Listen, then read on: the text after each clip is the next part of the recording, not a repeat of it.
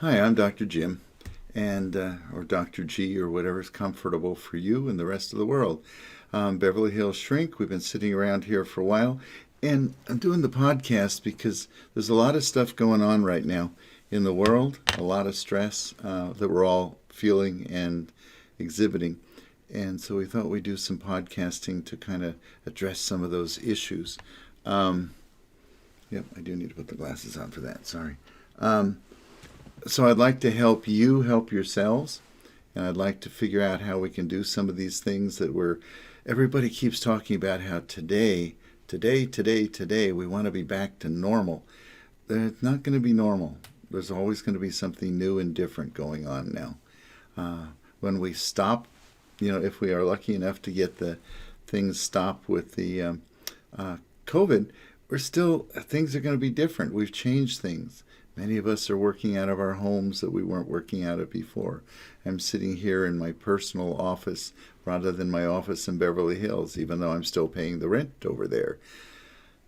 So I hope that we can kind of help you sort things out, and you find some things out for yourselves. You have a lot more strength sometimes than we think we do. It's during times like this that we really start to realize how powerful we can be, and what we need to do to get things to work right, and what we need to do to get ourselves in a better spot. We'll probably do this weekly for a while, maybe bi-weekly. We'll see how the life goes on. We have an Instagram site, we have Twitter and Facebook, and along the bottom of the screen here, eventually, it should show you the links for Twitter, for IG, and for Facebook. I've been here.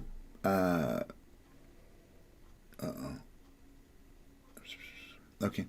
I've been in the field for a number of years. This was not something I had ever really planned on doing. I would have to acknowledge that. And it ended up working out okay. And I was originally going into another field, primarily business and somewhat into orthodontics, which were fascinating to me. And for different reasons, I ended up here. In psychotherapy, I ended up, teaching, back to teaching at the university. And I love it now, and I enjoy it.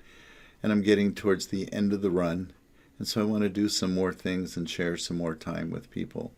Um, I'm a domestic violence and anger management counselor for the courts, too, or I run court-ordered groups, which is sort of interesting because these people never feel like they've ever done anything wrong. Ever, ever, ever, ever. And they call up and they're like, oh, I'm the nicest guy you've ever met.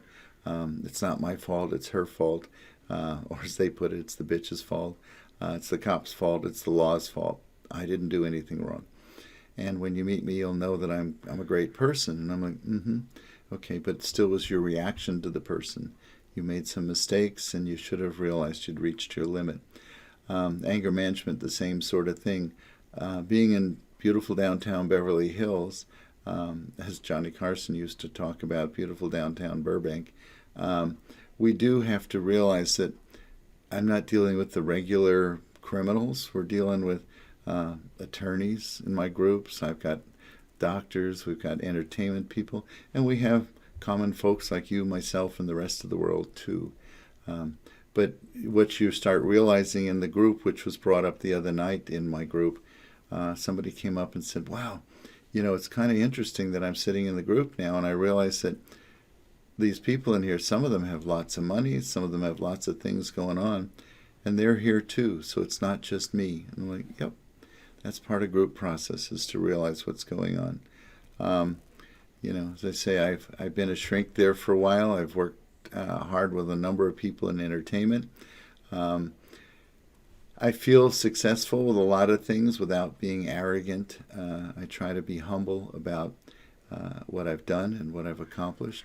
I say part of that is, when you have 5 attempts on your life, as I've had from the first time when I was helping out at the state hospital back when I was 19 and somebody tried to strangle me, until the last one that tried to strangle me recently in the office. Not recently, it was about 9 years ago.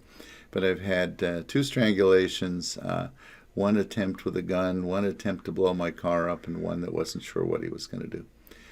But I put myself out there, and I'm okay with that. And if you don't put yourself out and do anything, no one's going to really notice. There's people that just kind of fit in the background and just say, they're just kind of there, and wow, it's a mosey along. I can't do that. It helps to define yourself. I call myself intensely mellow. I can be very intense. I can yell at people. I can do whatever. Or I can calm down and be very mellow. That's one reason why I like Los Angeles, because I call it intensely mellow. I come from New York and New Jersey, the Jersey Shore. There we were intense. If you know New York City, there's not a whole lot of quiet time in New York City. You can find restaurants at 3 in the morning, and pre-COVID, there was stuff happening all the time. Whereas in LA, there's parts of LA that are intense all the time, and there's parts of LA that are pretty mellow. And I can be to the mountains, I can be to the ocean, I can be to the desert, I can be to the snow in the winter. So it's kind of cool. Anything else you want on there? Just keep going. You want to talk about the books and all that now? Where are you at right now? Huh? Where are you talking about the office? I'm down here, yeah. Yeah, I mentioned, the books and the websites. And okay. Now we'll also, point somewhere. We'll include links below or whatever. I wasn't sure how many minutes you wanted for this part here, but originally I think you said 30, but we probably won't go that long. We'll see. 25 minutes is solid, too. Okay. If we can. Oh, yeah, no, that's fine. We'll talk a little bit about the books, too. I've written a number of books over the years. They're what we call self-published on Amazon. You got to remember, a lot of times when we write a book, it's therapy for us without realizing it. One of the books I'm working on right now, excuse me, one of the books I'm working on right now is called Life, Liberty, and the Pursuit of Anger. I grew up as a little kid, they say, across the river from New York City and New Jersey on the shore. I thought everybody had a beach 2 houses away from them, which we did on the bay. We were 5 miles away from Sandy Hook, where we could go swimming in the ocean. We could run across the bay to New York City and be there to go shopping and do whatever we wanted. It was kind of cool. We weren't rich. We were middle-class people, but it just happened to work out well. I didn't realize at the time that I was kind of connected to my mother in an emotional incest way. So that's what the book called Life, Liberty, and the Pursuit of Anger is about. It's coming out pretty soon. And it's about somebody who hooks up with the family. To make a short story long, my mother's father rejected the family and left when she was born. And consequently, she didn't have a dad around. And this was back in the 1920s and 30s.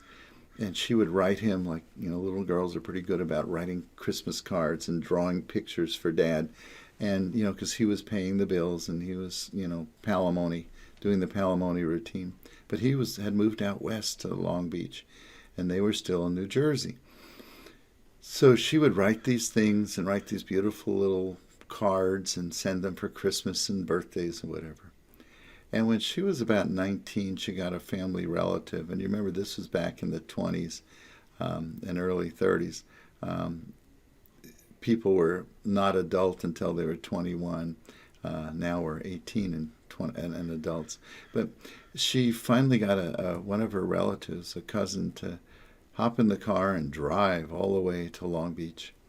And she drove out because she wanted to see her father.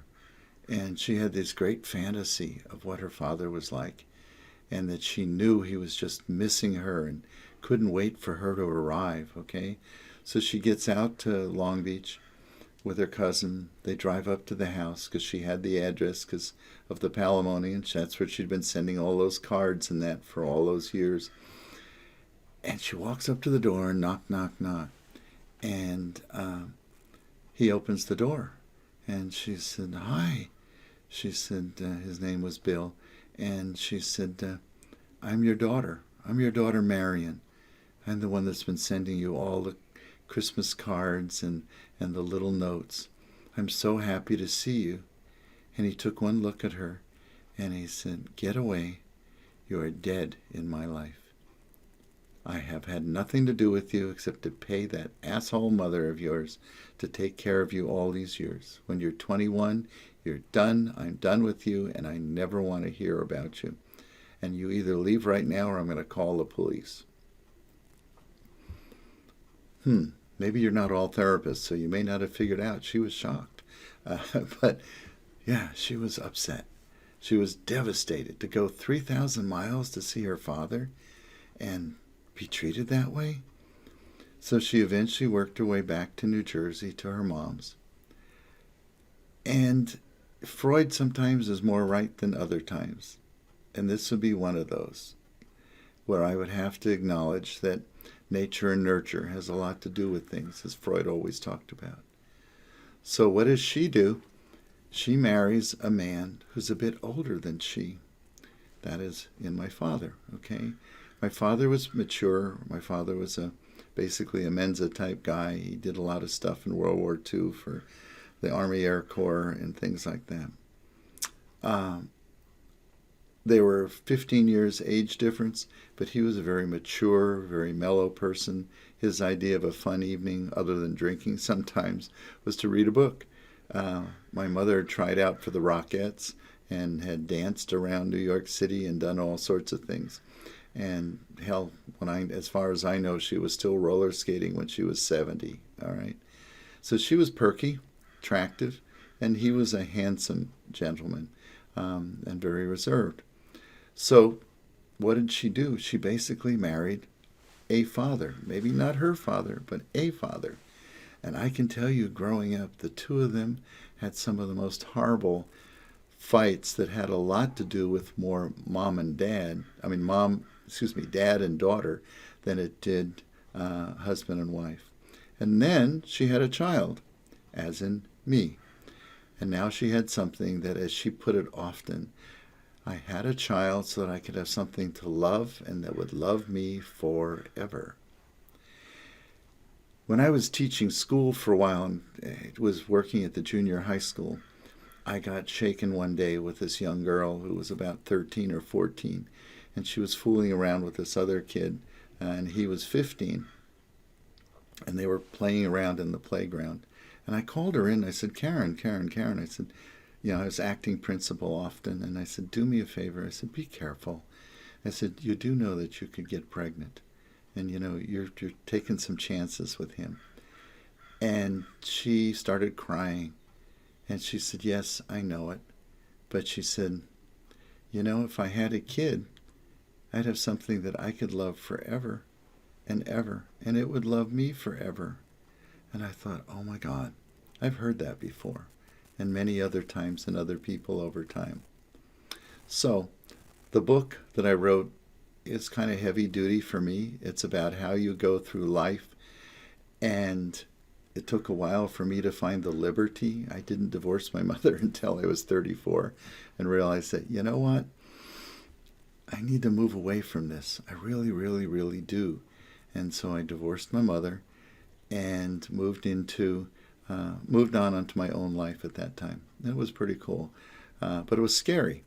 And then I didn't realize for the next 20-some years or so, I'm a lot older than that now, but, as I was growing up, and I kept thinking, there's a lot of things that I get mad at. And I realized that some of it was because I was never a little boy. And in that book, Life, Liberty, and the Pursuit of Anger, I mentioned the fact that I was an adult from the time I was 6, okay? So the books do different things. I have a book also, Celebrity Shrink 90210. It's about the people I've worked with in Beverly Hills, celebrity, entertainment people, etc. I have a book called Grief and Loss that I did with Betty DeGeneres. She was losing her sister to cancer, her older sister, and we sat here at a restaurant and talked about what grief and loss was all about and all these heavy-duty things. And we put it together. She edited it. I wrote it.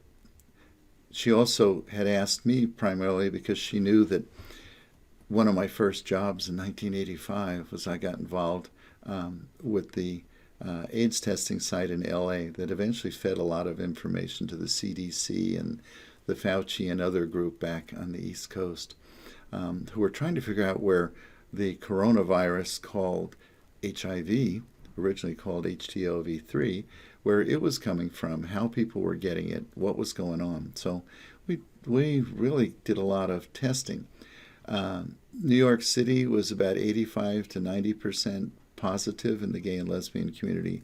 San Francisco was probably about 60% at the time. LA, we were only about 25%. So we were able to get a lot of anecdotals. This was 1985 to 90. We were able to ask people, how did you do this? Where did you do this? What did you do? Did you ever this?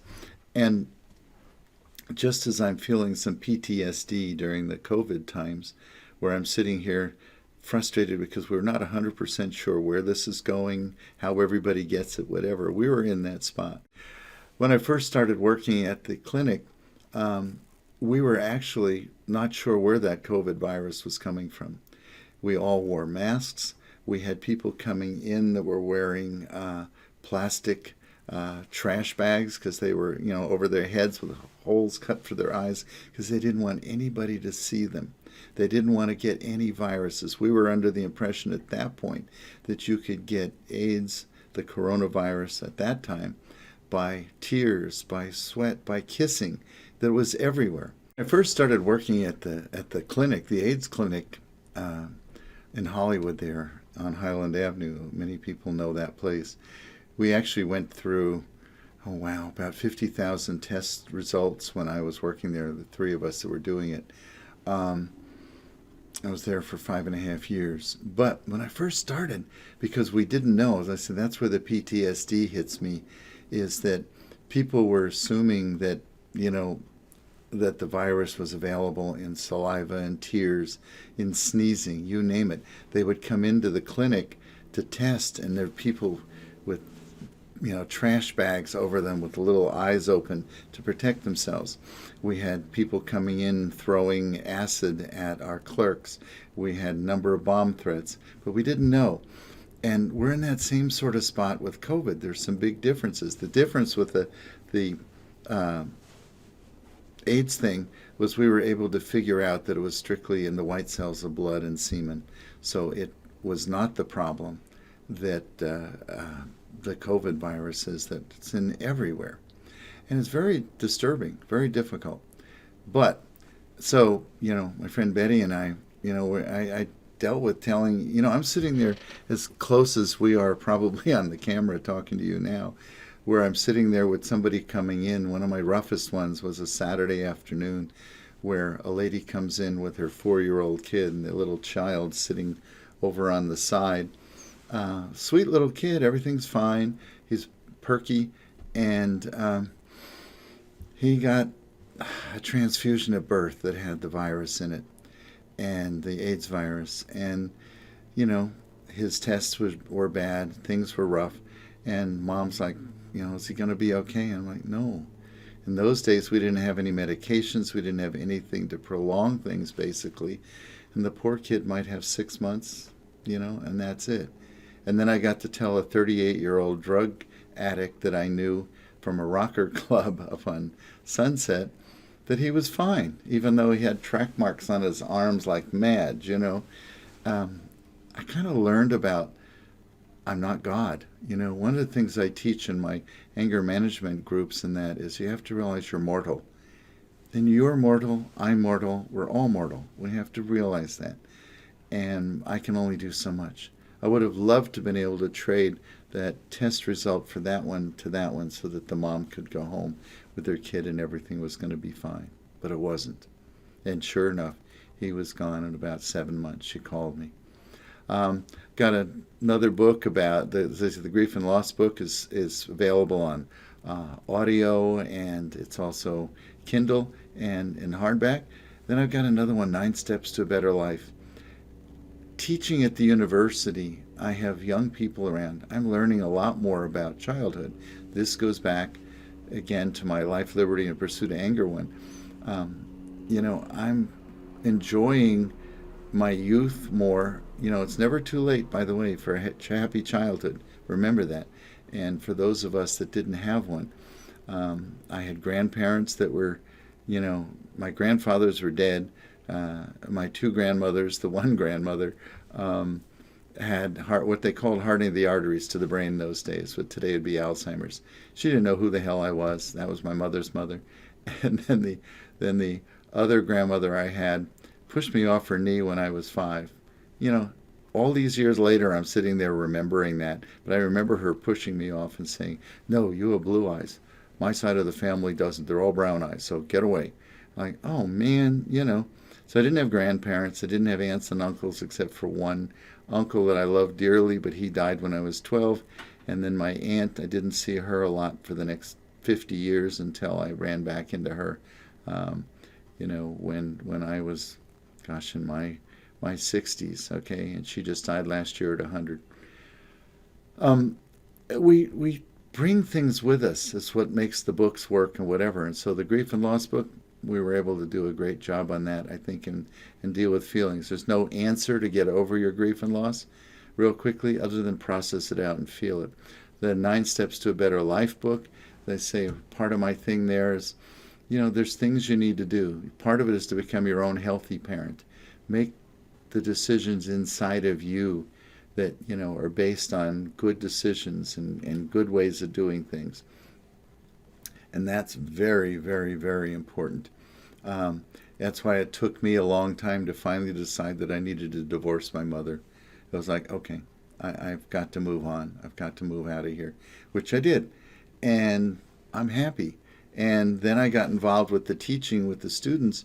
And do you know how cool it is to be an old guy, an old fart like I am, and have, 18, 19, 20-year-old college students coming up. I teach at Mount St. Mary's University, which is an all-girls Catholic school in Brentwood and downtown. And they'll come up and they're like, Dr. G, I need your opinion on this. What do you think about this? What do you think about that? It's kind of cool. It gives me inspiration for living. It makes me feel, I'm humbled that they come and ask. I'm really impressed that they do. Okay. I've been lucky too, looking at some things here real quickly, but I got to tell you, I've been very lucky. If you would have told me when I was running around on the Jersey Shore that I was going to end up in beautiful downtown Beverly Hills or living in West Hollywood or dealing with entertainment people, I wouldn't have believed it. It wasn't the goal. And today I'm still humbled by it. Let me tell you, there's times when I get out of the office in Beverly Hills and I look outside the car and I'm thinking, son of a gun, there's people all over the world that spend a lot of money to come here to see Beverly Hills, to go up on Rodeo Drive and go shopping at Jimmy Choo and Tiffany and all that, to eat at some of the restaurants. It's kind of cool. And I'm here. So instead of being stuck up about it, instead of being an arrogant SOB, which I could easily be that way, I'm thinking, this was nice. This is a nice privilege. I've helped some people, a couple of entertainment people deal with things, one dealing with her sexuality and getting a new show when was told, go away, we don't want you anymore. I've helped, one studio president said to me one time, he said, thanks to you, I just was able to make a contract between a TV show and a movie at the same time. And he said, I was getting really nervous about it, and he was the president of the studio in the neighborhood there, and he said, I was getting nervous about who I was going to deal with. How was this going to go? Should I talk to the movie guy, or should I talk to the TV guy? And he said, Doc, you've always said in our groups and that, take a break, take a time out, chill, take care of yourself, meditate, do whatever. And he said, I did. I went for a walk in the park. He said, I took a 45-minute lunch. I told everybody, don't bother me for the next 45 minutes. I turned my phone off. And he said, when I went back in, I was able to handle both contracts. And I signed them both. I was very, very, very happy to do that. And he said, those things are kind of cool. So I feel good about that. Yeah, you know what? I was in a zombie movie. My friend Drew was the original Irish Spring guy back, if you remember Irish Spring soap, and he did this zombie movie. Well, I got to play the role of a zombie therapist in a group for financial people, for bankers. I did that. That was kind of cool. I've been on TV. I was on TV shows, live TV in the 90s. I did a lot of talk shows. I was even on CNN. Um, that's cool. I like that. Uh, I've appreciated it. It's part of my prayers. I hope you all, whether you're religious or not religious, have some ideas of what you are thankful for. And one of mine is that the number of wonderful people I've met out here, the people that I've dealt with in different things, the stuff I've done that people would love to do. Take a look and appreciate what you've got. It's very important. I have a list in my on my computer, a list of things that I'm grateful for. Okay, and it's very important to realize that there's a lot of things I've done. I've helped a bunch of people, and pretty much helped myself. So thanks for listening to things, and I hope we keep in touch. And until next time, just keep rolling. Be safe. Right now, be careful. Those are more important than pretty much any quotes that we could come up with at the moment. Take care of you and find the you in you when you're looking at yourself, like Mr. Rogers used to say. Not the fancy outfit you got on, not the expensive watch you got on, which I don't have a watch on, but any of those things. But it's the you in you that people like. And be safe. Take care. Catch you next time.